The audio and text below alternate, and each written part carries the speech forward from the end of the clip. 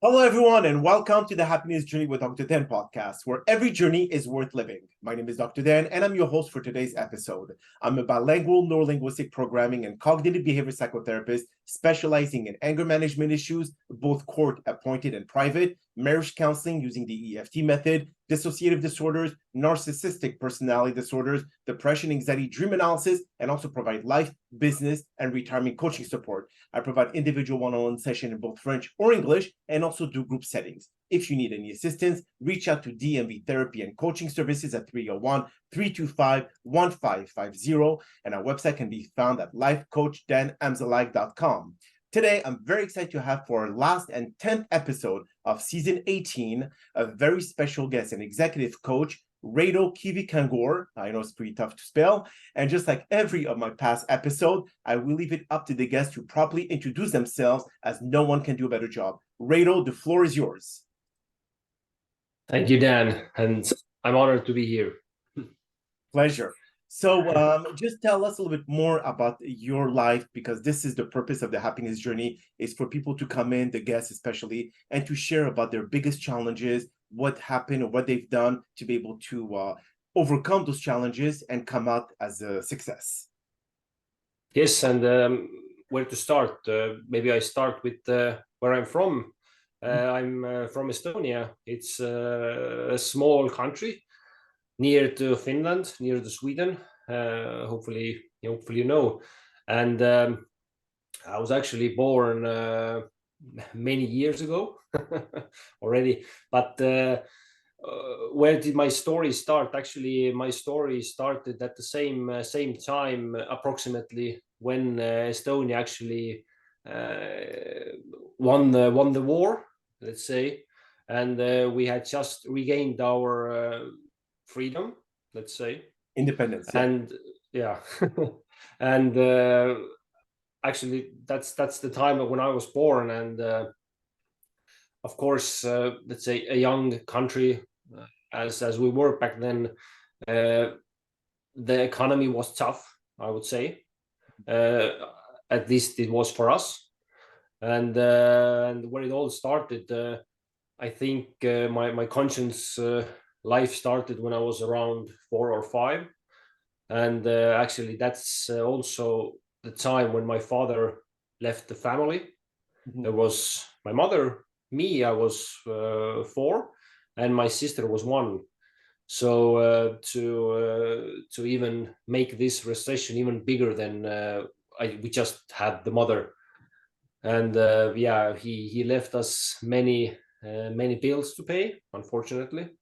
So that was tough times, because my mother had to work constantly just to put some food on our table.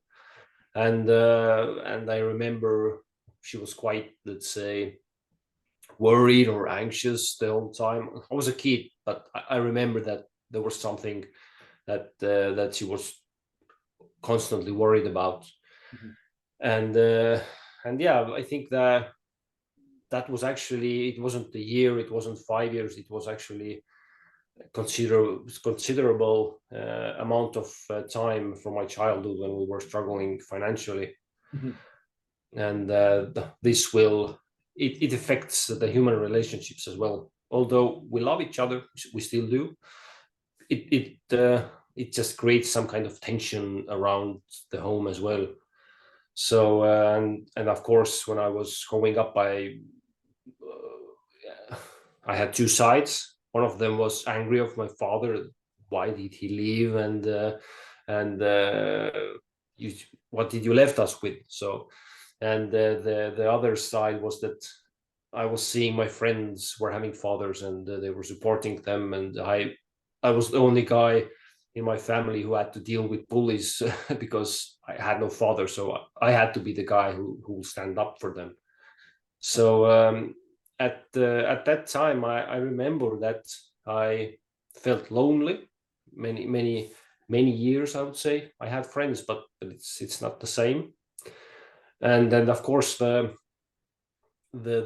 dream, or the dream, what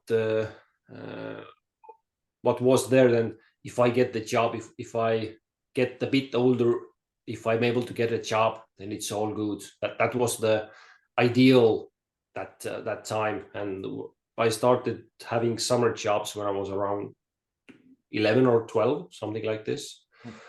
And then actually one moment I just want to share with you is that I remember that I was in the kitchen and there was one Snickers on the table. And since there was this constant thoughts, what will be our next meal, then I also remember that I saw that one Snickers, and I lied to my sister, and I said that I have already ate mine. This is for you. And yeah, she ate it, and actually there was only one Snickers. I didn't got it, so that was actually one of the, let's say, one of the moments in my life that I remember extremely clearly. It was like yesterday, and that's actually the time or the moment when I told myself that I will have plenty in my life. I don't know what do I need to do or when, but I said that no kid or nobody should live in this moment where I was back then. I was around 7 or 8, if I remember it correctly. So yeah, that's one of the clear promises and very strong promises what I gave myself at that time. So yeah. Did you feel, I mean, the how you were thinking about, okay, I'm going to get plenty of those, but how it's going to happen is what our listeners like to hear. So what did you say to yourself? Okay, what are the steps that you need to take from this point forward, Raido, to be able to reach that goal or reach that thought that you've given yourself? Yes, as I was 7 or 8, then I didn't know any strategies. I had no knowledge, and I think the very first step was, or still is, I would say, the most important one is that that was a firm promise to myself that I will have this, and of course the knowing that I deserve it. I would say the self-belief is the one of the things that has pulled me through or guided me through everything what I have encountered. So I would say the self-belief that I will have this, I will do this no matter what. So I think this is the very foundation of every journey, because if you don't have this, all the tools or the people who are willing to help you, it's not that powerful, I would say. Agreed, definitely. So, okay, so we're talking about that mindset that you have to kind of like know the path that you need to take, Raido, to be able to accomplish your goals. Now, a lot of people have that difficulty because they have those limiting beliefs about themselves, that it's too hard, or I'm not smart enough, or I'm not qualified enough, or I'm not skilled enough, and so on and so forth. Now, this happened when you're 7 or 8 years old. Obviously, at that age, your brain is not trained yet to understand the laws of the universe. So what kind of knowledge did you acquire to be able to start putting everything from theory into practice? I think I also am completely familiar with all the limiting beliefs, the I'm not good enough thinking, and so on. And actually, what I did is that I told myself that I need to get my hands dirty, so to say.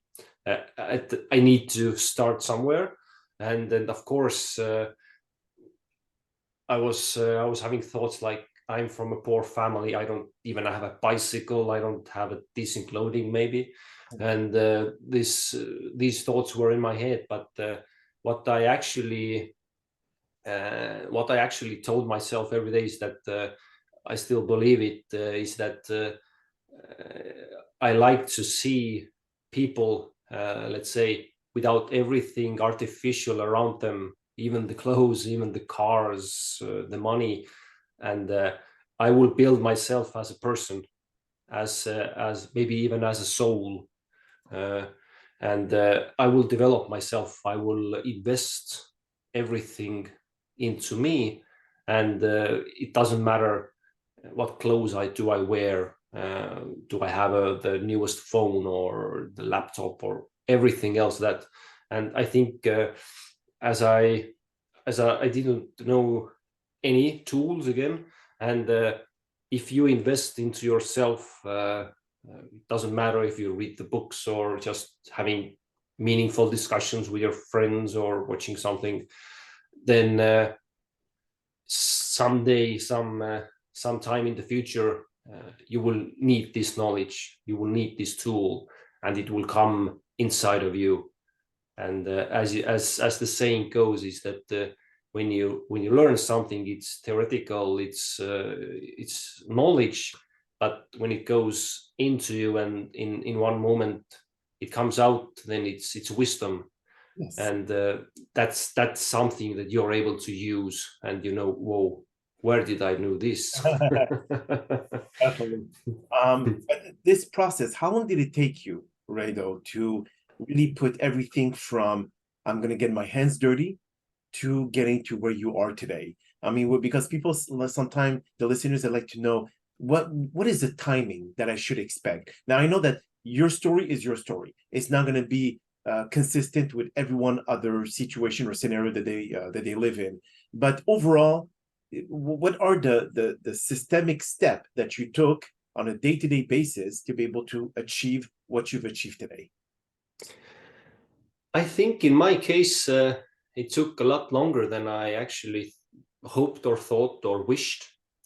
But I think it's also the thing that when I started, I wasn't able to notice. I was so hungry that I need to do this, I need to have it.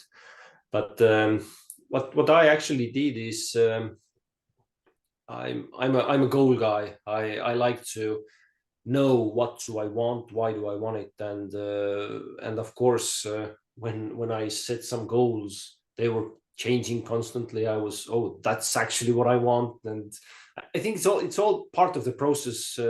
If we start some journeys, we do not need to know actually what's the end result. We need to think about it. We need to start activating the brain to think towards it. Yes. And I would, yeah, that's what I would say, that make plans, think about the end goal, but I'm more than sure enough that if you arrive somewhere, it's completely different. So I think the good question, actually, what I love is that when I do something, I ask myself, why do I do it? Because it helps not to be so automatic, because we have lots of information and they're pulling us somewhere all the time. So, and it's good to have this conscience question that why do I do it? What do I expect? What is the result? Do I even like the result?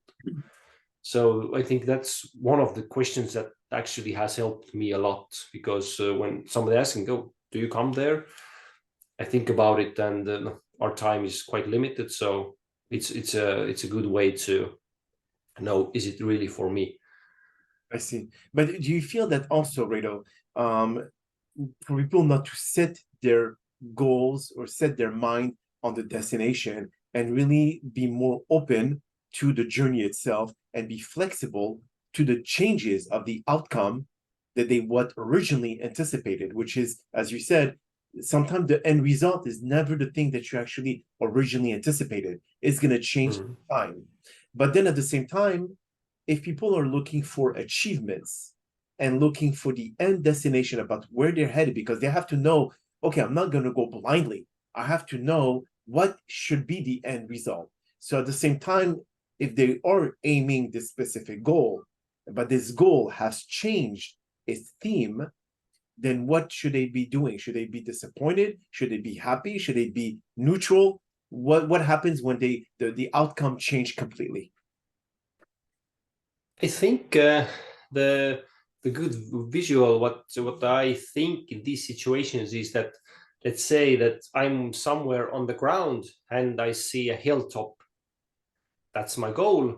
I want to be on the top of that hilltop, and based where I am, that's a good goal. And when I start climbing on that hilltop, maybe I'm even not on the very top. I'm somewhere on the top, In the middle, yes. on my way to stop, and then I see, whoa, there's an even bigger mountain there, or something that I truly love, which I was not able to see where I was on the ground. So I think that yes, if we're on the ground, head your way to the hilltop. It's completely okay when you're on your way to the hilltop. You have a new perspective already because you have walked some distance already, and I would say that we should even welcome the new perspective because we're in a new position and we're able to see things that we weren't able to see before. So we have already developed, we have already achieved something, if that makes sense. So, but then based on human nature, Raido, people have the tendency to go way over what they can personally achieve. Because for them, they just say, no, I'm capable of doing this, I'm capable of doing that. And when they do not reach that level, they get super disappointed and depressed because they didn't get to that point. So what could you recommend to the listeners about just to be happy with what the action that you took versus the end result? Because again, there's an expression, I'm not sure if I get it right, aim for the star or aim for the moon, but be happy to reach the stars. So yeah, it's a good does it work the same when it comes to goals achievements? Yeah, that's a very good question, and I love the quote. That's that's a good one. I think I feel you because for a long time I was that person. I wanted the results, and let's say that there are no excuses if I don't get the results. If I don't get them, I'm disappointed, sad, and I will even be angry or disappointed. But what I have learned is, of course, through through pain and misery, as always. But I at one point I actually reached to this state that where I was, as I wrote, I was the top executive. I had over 2 billion of budget and the team and so on. But let's say that I didn't feel happy. Okay. I was on the mountain. I could say that at least in my terms, but I was moving. Yeah, I was moving so fastly because I was not able to see the life around me. Okay. And that actually, took the happiness away from it. There were budget meetings. There were some responsible and other things, and eventually, when I just put it aside me, I said, "That's it. I will not do it anymore." And I took 6 months of vacation. Actually, wow. Okay. I was complete to burnout. Yes. And when as I was coming out of there, I realized I'm able to hear the music again. I can see the sunset or the sunrise, because when we are constantly aiming the goals, it's a good thing. But if we forget the people around us, the nature or everything around us, the goal ain't actually, there is no point, because I want to remember how did I was walking to that mountain. I want to remember the people I met, the little situations I had, the lunches I ate. So I was actually the guy who had to go through this myself, because I didn't realize it. I thought that the goals are the thing. If I achieve goals, I will have bigger goals, and I have more bigger goals. But there is a lot of colors between goals as well. I see. But does it go the same, Raido, if let's say someone is aiming to be able to buy a new Lamborghini and he's working his butt off, he's working nonstop, and then he achieved the point of buying the Lamborghini, thinking that it will make him happy or her happy. And then when they buy it, yeah, the first week you have all this excitement, all this happiness, but then it basically subsides. And then it just becomes a vehicle to take you from point A to point B very quickly, but still a vehicle on wheels. So do you think this is the same where you were aiming in a certain goals in your life, professional goals, and then after that, when you realize what was the end result of working 24/7 and having a burnout, you no longer felt that this what you were looking for? Yeah, that's exactly the thing, because that if you're in a Lamborghini or in some other cars, traffic jam is for everyone. Yes. Everyone will sit there, and yes, if you're able to sign the papers that's going to be your fancy new name, your paycheck will be bigger. You feel, oh, that's something. But you said it very correctly, that a week goes by or the month goes by, you are already forgotten it. You're again working, you're again late to your home and so on. So yeah, I think that acknowledging that fact that working 24/7 for 10 years to get the promotion, is Yeah, it worth it? that's a To good get point. Yes. yeah, to feel good one day or 1 week. Yes. And there's actually an interesting metaphor, Raido. I think you're going to appreciate that. You could use it if you want. When you see someone driving an exotic car, and let's say a Lamborghini or Ferrari or Tesla, whatever it is, and they try to impress people they don't like or they don't know. But what's happening in the car is like the Flintstone. You see them pedaling with their feet, and they work their butt off to be able to afford this car without really enjoying it, because it just takes them from point A to work and from work back home. And then they never really take the time to really enjoy it because they work their butt off to be able to pay this car or to pay the mansion or to pay whatever else. So I guess behind it, when you see someone in a car like that, you have to ask yourself the question, how much of that car are they enjoying?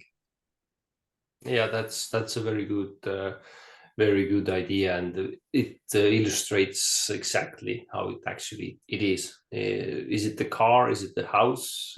Is it some other thing? And if someone considers it like this, I think it actually takes off a lot of pressure that I need to work, and get the profits and hit the numbers and so on. It will take the pressure, I would say, completely off at the beginning of the journey, not at the end, where you're already sitting in this Ferrari and looking in the mirror and said, "Oh God, what have I done?" Yes. And now that little signature at the bottom line of that Ferrari bill of lading, you start wondering what kind of like impulse buy have I fall into and put myself in this situation. Because also there's something that is quite interesting in human nature, Raido. It's how our mind think counterintuitively, which means that people spend the first 50 years of their life to gain weight, to gain wealth at the expense of their health, and then to take the last 50 years of their life to gain their health at the expense of their wealth. So they do the complete reverse. So it's kind of like counterintuitive, because the idea here is that why go through those two parts of your life when you could just be consistent, balance both health and wealth. And at the end of the day, I mean, at the end of your life, actually, you're not taking your wealth with you. That stays to your children or whoever you're giving the money away. So you didn't enjoy that one life that you've been given. And to do what? To be able to live in a 10,000 square foot home that you only are there between 10 p.m. and 6 a.m. And then you don't even enjoy, because even on the weekend you have to work to be able to afford this home. So what is the purpose here? And now there's a big movement, I'm not sure if it's in Estonia or not, where people think with a minimalistic brain, which means tiny homes movement, which is very, very popular here in the US. Okay. People are buying homes that are 500 square foot. That's it.